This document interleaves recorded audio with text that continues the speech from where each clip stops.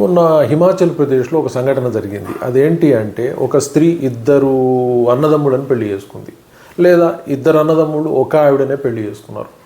So దీంతో సమాజంలో ఒక ఆశ్చర్యం ఏర్పడింది. అరే ఏంది అసలు ఇది కూడా వెరైటీగా ఉంది అనుకున్నారు. కానీ అదేం కాదు. హిమాచల్ ప్రదేశ్లోని ఒక సామాజిక వర్గంలో ఈ ఆచార వ్యవహారాలు ఒకానొకప్పుడు ఉండేవి. తర్వాత వాళ్ళు చదువుకున్నారు, ఉద్యోగాలు చేస్తున్నారు, దాంతో ఆచారాలను పక్కకు పెట్టారు. కానీ మళ్ళీ అదే ఆచారం ప్రకారం అక్కడ ఇద్దరు అన్నదమ్ములు ఒక స్త్రీని పెళ్లి చేసుకోవడం జరిగింది. సో అది వాళ్ళకు వింత విషయం కాదు, కానీ మనకు వింత విషయం. కానీ మనకు కూడా వింత కాదు, ఎందుకంటే మహాభారతంలో మనకి ద్రౌపదీదేవి 5గురిని చేసుకున్నట్టుగా ఉంది, పంచపాండవులను చేసుకున్నట్టుగానే ఉంది.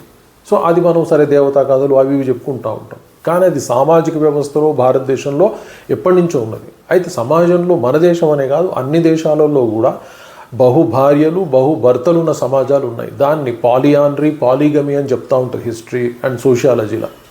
సో ఈ వ్యవస్థలు ఉన్నాయి, లేవని కాదు. మనం అమెరికాలో కూడా వింటాం, ఎలిజబెత్ టేలర్ అని ఒక హీరోయిన్ ఒకనొకప్పుడు 8 మందిని పెళ్లి చేసుకుంది అని చెప్పేవాళ్ళు. అవి వింతగా చర్చించుకున్న కాలాలు ఉన్నాయి. సో ఇలాగ చాలామంది ఉన్నారు, ఒకళ్ళిద్దరు కాదు. అయితే మగవాళ్ళు ఎక్కువ మందిని చేసుకున్నట్టుగా ఉంది తప్ప ఆడవాళ్ళు చేసుకున్నారన్న విషయాలు బయటికి రాలేదు, పొక్కలేదు.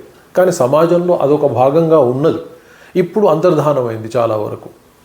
సో ఈ విషయం అనేది తెలవకపోవడం వల్ల మనం ఆశ్చర్యం వ్యక్తం చేస్తూ ఉన్నాం.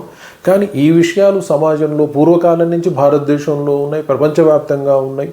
కాకపోతే ఏవి అవసరమో ఏవి అవసరం లేదో మనకు అనుగుణంగా మార్చుకున్నాం, మన అనుగుణంగా చెప్పుకున్నాం. కాబట్టి మనకు వింతగా కనిపిస్తోంది.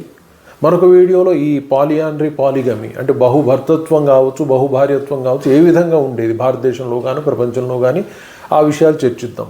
Thank you very much.